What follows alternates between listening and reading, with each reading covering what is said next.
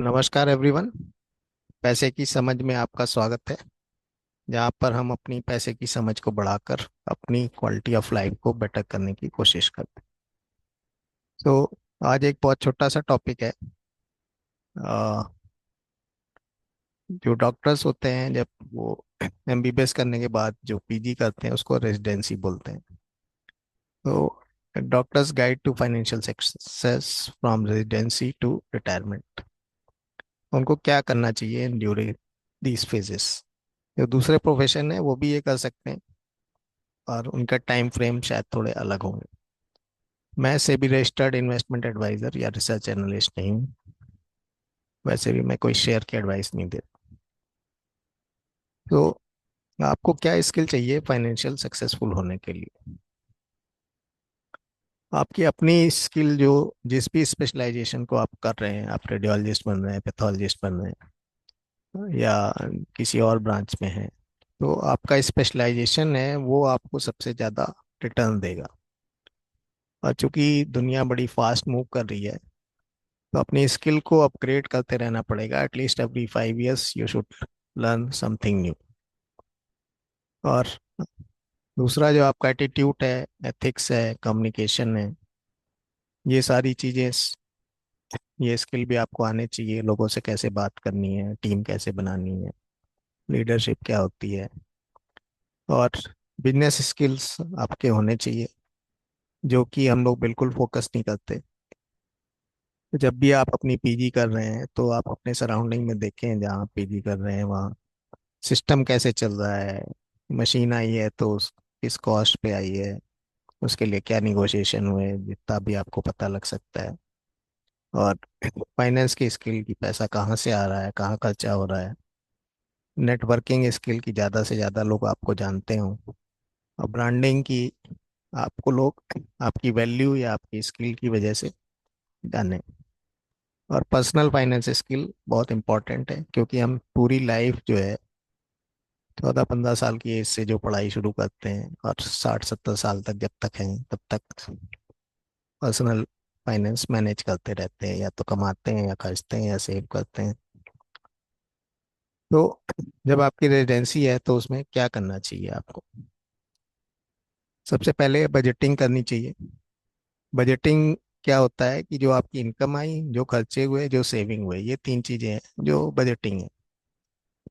और ये आपको पता होना चाहिए कितना पैसा आ रहा है और कितना आप खर्च कर रहे हैं। लाइफ स्टाइल इन्फ्लेशन अवॉइड करनी चाहिए, क्योंकि आपके कुछ फ्रेंड्स होंगे जो फैमिली से बहुत रिच होंगे, जिनका बैकग्राउंड बहुत अच्छा होगा। और कुछ ऐसे होंगे जो बहुत स्ट्रगल करके आए हैं, उनके पेरेंट्स ने लोन ले रखा होगा। तो दोनों की लाइफ स्टाइल मैच नहीं कर सकती। तो दूसरे को कॉपी मत करिए, उसके चक्कर में अपने पैसे बर्बाद मत करिए।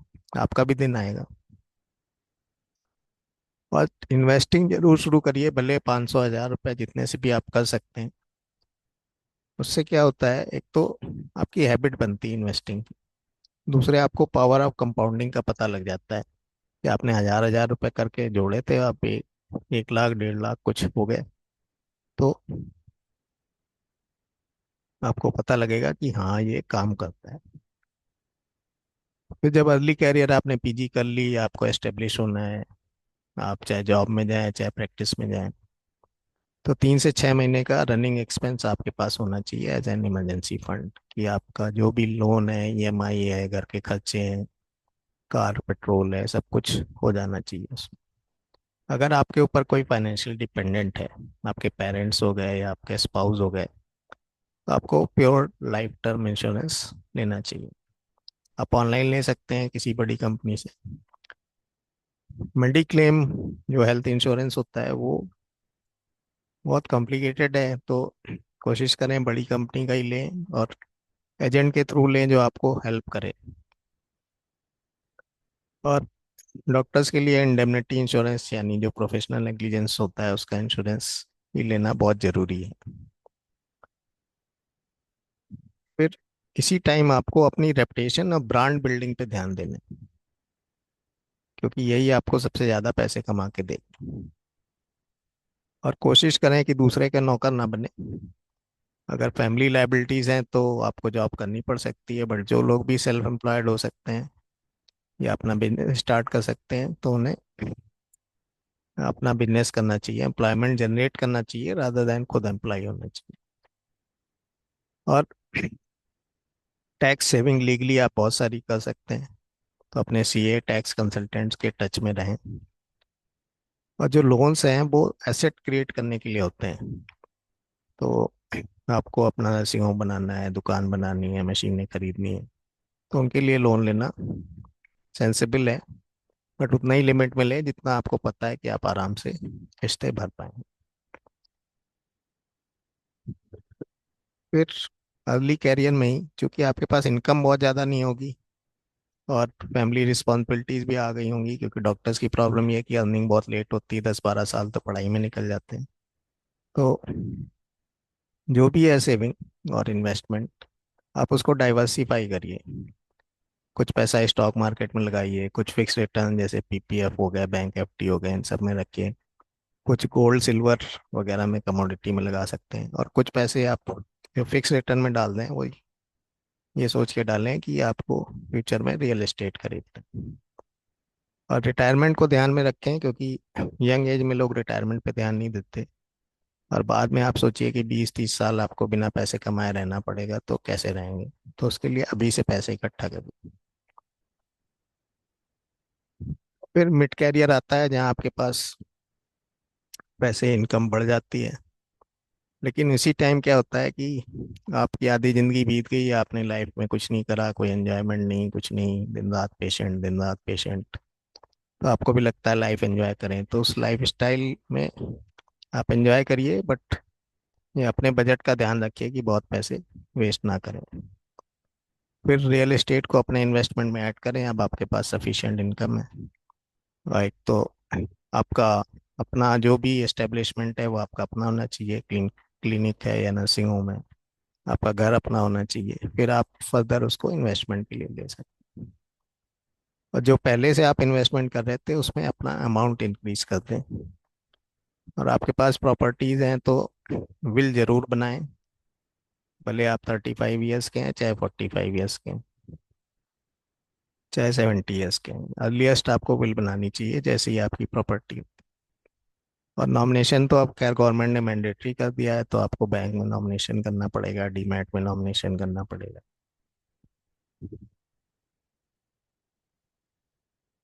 फिर लेट मिड कैरियर में मैं सजेस्ट करूंगा कि आपको second source of income generate करनी चाहिए। डॉक्टर्स बहुत ज़्यादा स्ट्रेस में रहते हैं, क्योंकि उनके पास एक सिंगल सोर्स का ही इनकम का होता है, और कोई भी आके आपका गला दबा देता है। तो आप डर के मारे बहुत सारी चीज़ें सरेंडर कर देते हो, क्योंकि आपके पास कोई सेकंड सोर्स ऑफ इनकम नहीं। तो ये सेकंड सोर्स ऑफ इनकम कहाँ से बनेगी? जो आप पहले इन्वेस्टमेंट कर रहे थे उनमें से पैसे आ सकते हैं, रियल एस्टेट हैं या स्टॉक मार्केट के डिविडेंड हैं, या आप कोई खुद दूसरा वेंचर बिजनेस। अधिकतर लोगों की कुछ ना कुछ हॉबीज होती हैं जो मेडिकल कैरियर में आके बिल्कुल ठप हो जाती हैं। तो उसी हॉबी को आप बिजनेस में भी कन्वर्ट कर सकते हैं, या आपको कोई और इस बीच और कोई बिजनेस समझ आता है। लेट कैरियर में आपको अपना रिटायरमेंट सेविंग्स जो है उसको एसेस करना चाहिए कि सफिशिएंट है कि नहीं है। और जब आप रिटायरमेंट के पास आ रहे हैं तो आपका एसेट एलोकेशन चेंज हो जाएगा। पहले आप हाई रिस्क प्रोडक्ट में ज़्यादा लगा रहे थे पैसा, अब वो आपको रिस्क कम करना पड़ेगा। और मेडिकल इमरजेंसी के लिए पैसे अलग से इकट्ठा करें, अपार्ट फ्रॉम मेडिक्लेम। मेडिकल जो इंश्योरेंस आप कराते हैं वो यूजली 78%, 70 या 80% तक ही आपको रियम्बर्स होता है। बाकी 20-30% आपको आउट ऑफ द पॉकेट खर्चने पड़ते हैं। तो बहुत सारे खर्चे उसमें इंक्लूड नहीं होते। तो उसके लिए एक अलग से बजट बना के रखें अपना। और फाइनेंशियल इमरजेंसीज के लिए आपके पास बैंक एफडी में पैसा होना चाहिए। फिर आप रिटायरमेंट के बाद क्या करेंगे उस पे आपके एक्सपेंसेस डिपेंड करेंगे, आपकी लाइफस्टाइल कैसी रहेगी।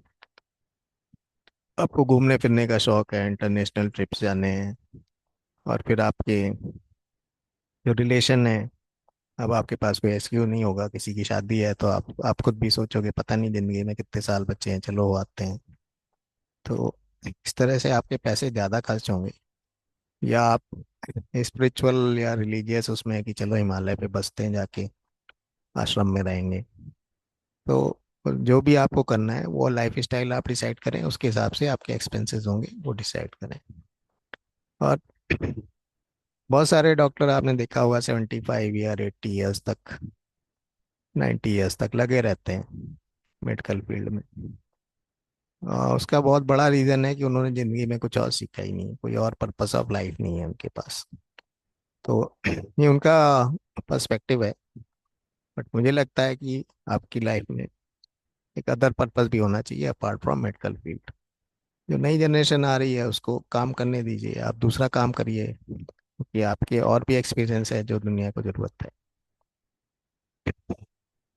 जब आप रिटायर हो गए तो आप फाइनेंशियल फ्रीडम एंजॉय कर रहे हैं, तो आप पैसे कैसे निकालेंगे जो आपने फंड इकट्ठा कर रखे हैं? जो गवर्नमेंट जॉब में है जिनको पेंशन मिल रही है मैं उनकी बात नहीं कर रहा हूँ, जिन्होंने अपने पैसे इकट्ठा करके अपना रिटायरमेंट चलाना है, तो उनके लिए एक 3 बकेट स्ट्रेटजी होती है। पहले 7 से 10 साल के लिए आप फिक्स रिटर्न प्रोडक्ट में पैसे रखें। बैंक एफडी हो गई, पीपीएफ हो गए, पोस्ट ऑफिस स्कीम्स हो गई, या सेफ डेप्ट म्यूचुअल फंड हो गए। तो इन सब में आप पैसे रखें जहाँ आपको ये श्योरिटी रहे कि हर महीने जैसे सैलरी आती है वैसे आपको पैसे मिलते रहें। जो सेकेंड 7 to 10 ईयर्स है, मान लीजिए आप 60 पे रिटायर होते हैं, तो 60 से 67 68 ईयर्स तक का आपने फिक्स्ड रख दिया।